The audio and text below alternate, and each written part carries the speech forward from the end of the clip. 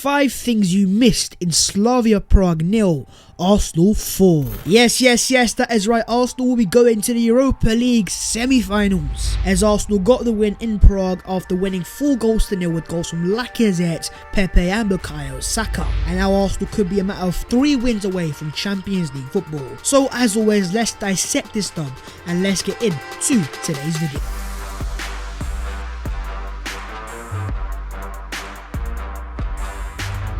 Yo, what's going on, guys? My name is Barcelona, and oh my god, what a performance. We're going to the semi-finals of the Europa League, where we will meet Unai Emery, Mr. Good Evening. So without any further ado, here are the 5 things you missed in the Slavia Prague Arsenal game. Let's be having ya. First things first, Lacazette says no to racism. There is no room for racism. Shout out to Glenn Kamara and shout out to Rangers Football Club. Of course, we all know about Slavia Prague. Their centre-back Andrej Kadula was banned for this game and has been banned for 10 games in total after a racial remark towards ex-Arsenal defender Glenn Kamara in the last game against Rangers. But in terms of the Slavia Prague team, instead of admitting the mistake their player has made, these men are standing by him, and it's an utter disgrace. And so if you guys missed it, before the game, just before kickoff, Lacazette walked over right in front of the Slavia Prague players, kneeled down to say no room for racism. And let's just say, in terms of the performance itself, the 2 goals, he took it personally.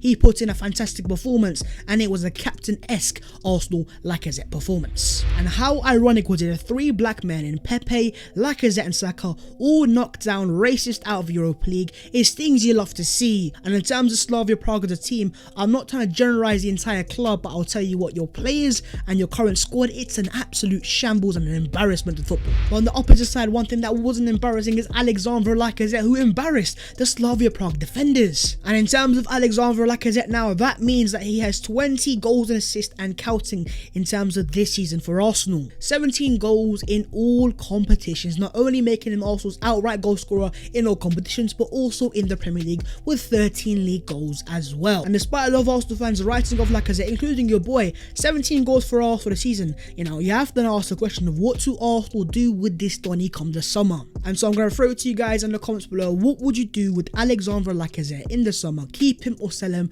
Let's discuss down below. But in terms of today, Lacazette, you turned up, and I have nothing but respect for that. No room for racism. Hold it right there. Just before we proceed into the next part of the video, make sure to go down there and smash that like button, show some love to the channel, and most importantly, subscribe to the channel if you are new, because we are on the road to 40,000 subscribers. Thank you so much for 36k, and we're getting closer to the big number 14. So what are you waiting for? Please subscribe, much appreciation, and we are gonna move. Moving on to the second thing, and that is a pragmatic Mikel Arteta. It is time that we discuss the tactics and dissect this dub. I'll tell you what, looking at Arsenal's performance today in terms of the stats and even looking back at the game, Mikel Arteta changed the Arsenal approach. I think the key stat out of the game, just to show that straight away, is the possession of the teams, because Slavia Prague actually dominated the game with 61% of the ball. And so essentially what Mikel Arteta did was he said to his philosophy, yo my guy, sit over there, I'm going to put you to one side for this game, and I'm going to play the best I can to get the best possible results. He played the likes of Pepe and Saka and Smith Rowe, and he played to their strengths on the counter-attack and sitting back, counter-pressing and hitting Slavia Prague again and again and again, and it was things you love to see. Arsenal's clear plan today was to sucker punch Slavia Prague and get goals and commitment forward. The first example we have in the first half here is you can see 6 Arsenal players all charging forwards, trying to get a goal and trying to outnumber Slavia Prague's defenders. And here is another example of, again, Saka, Smith Rowe, Pepe, all attacking that back 4 of Slavia Prague. And if you fast forward a little bit, you also have a 5th player and Callum James joining in and again creating the overload, giving Arsenal a numerical advantage and a better chance of scoring. And so now the only question that I have is, where has this been all season? This incisive, deadly attacking football, being clinical, being ruthless. I want to see more of it. And in terms of Arsenal's goal scoring recent record, that is now 3 or more goals in our last 3 away games in a row.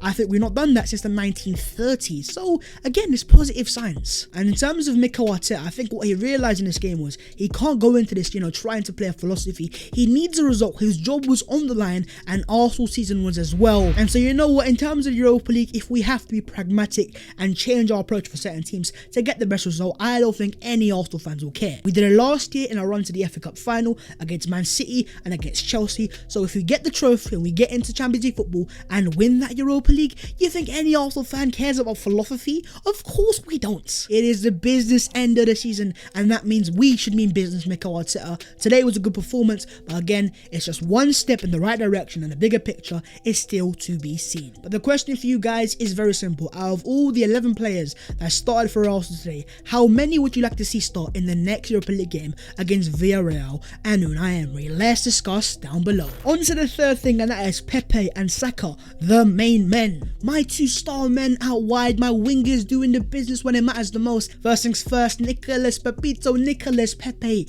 What a performance. 1 goal, 1 assist, and I'll tell you what, there is ice in those veins. In terms of the first goal, the composure he shows, just to take the extra touch round the goalkeeper and chip it in, it was excellent. It's things I want to see more of Pepe doing because he clearly has ice in his veins. He's a cool finisher and he's a deadly goal scorer. And in terms of the celebration, oh my god, it's so cold, I need to put a jacket on. Oh my god, it's freezing out here. And in terms of his overall game, I think the fact that Arsenal played on the counter-attack where there be more space to run into, it helped Nicolas Pepe's game. And also another thing that we have to discuss is him playing as a left winger and again, massively benefiting Arsenal. And here is an example of him getting assists for Lacazette's second goal and Arsenal's fourth goal. Natural with stretching the play in the final third quality. Pepe replicates these qualities in this situation. A very good cutback for Lacazette as well. And what he's essentially replacing there is the output going forwards of KT, Kieran Tesco's finest, because as was shown in the last game we played against Slavia with Cedric and Willian both right footed,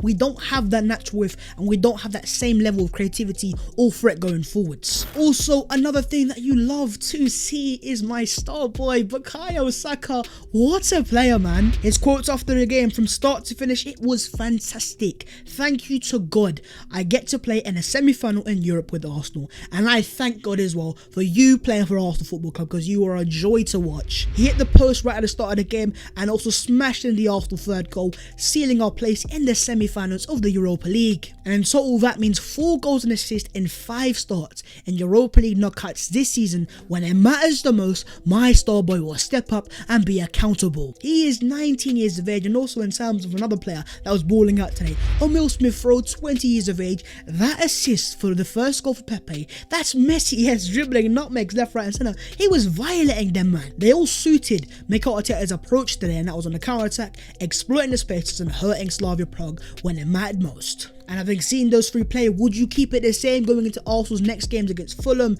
Everton and of course against Villarreal as well? Let's discuss down below. On to the full thing, and that is Thomas Partey, the one-man midfield. Now of course you gotta give credit to Dani Ceballos, but I'll tell you what, you're gonna see in a second how important the Ghanaian excellence is to the Arsenal team. Stats wise, Thomas Partey tonight, 5 tackles, the most interceptions with 3, the most blocks with 2, a wall in front of the defence. 5 tackles, from central midfield. I mean, come on now. Thomas, you're violating these men now. It's too easy for you. And in terms of what I was saying about a one-man midfield, I will show you right now in Arsenal's passing network. As it says here, very similar to Sunday, Thomas Partey is a one-man midfield coupled with a lovely interplay on both flanks. He plays right in the centre and everything has to go through him. And essentially what you have with Ceballos, Xhaka and Partey, 3 central midfielders, you kind of have more control in the central areas of the pitch, which gives Arsenal more dominance going forwards. And also you have to give credit to Granit Xhaka, another very good performance at left back. But while he was excellent today, one thing I will say is that going into Arsenal's next European game against Villarreal, Samuel Chukwueze, a Nigerian baller who plays out wide, him versus Xhaka, a natural pacey winger, we could be in trouble, and that's something Arsenal need to look to nullify. But as always, let me know your thoughts on the Arsenal left back and going into that Villarreal game. So Xhaka play there, Bukayo Saka, or are you going to bring in the natural fullbacks and Cedric or Bellerin? And on to the 5th and final thing, and that is Destiny brings Unai Emery. That is right, Mr. Good evening, bad evening.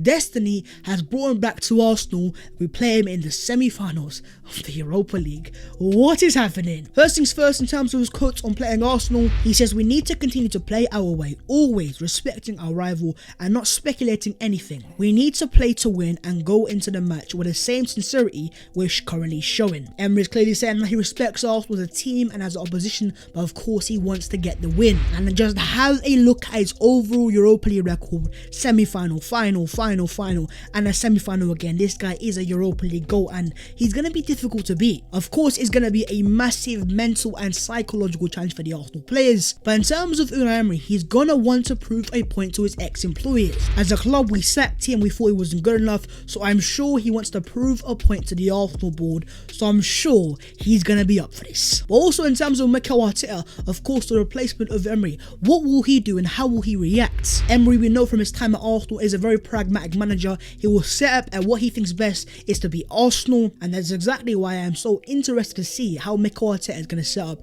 Is he going to be pragmatic like Emery to get the best result, or is he going to try to style it out and go for his philosophy? I am going to see what Mikel Arteta has to do. Whatever it takes, Mikel, I don't care if we have to park the bus or whatever, we need to get the win. We cannot let good evening win. But alas, destiny has brought us here in the semi-finals of the Europa League against the ex-Arsenal manager Unai Emery with a very good Villarreal team. Technically, we are now 3 European wins away from winning the Europa League and returning to the Champions League. Yes, that's right, Arsenal Champions League. You never thought you'd see the day, and now we will see what fate holds for us next. It's a massive game, massive few games, and I am looking forward to it, excited but also very nervous and a lot of anxiety. My heart can't handle it, but lads, it is what it is. We are gonna move. But that is the video very there. Of course, let me know your thoughts as always on all things that I've discussed. Don't forget to smash the like button, and also don't forget to subscribe to the channel if you're new. Road to 40k, my guys, and only you guys can make it happen. The links to all my socials will be down below, so if you want to follow your boy, I would appreciate that. But that has been the 5 things that you missed in Arsenal 4 Slavia Prague 0, and now we move to the semi-finals. Will we have a good evening? Will we have a bad evening? Destiny will tell, and I will see you soon in a bit.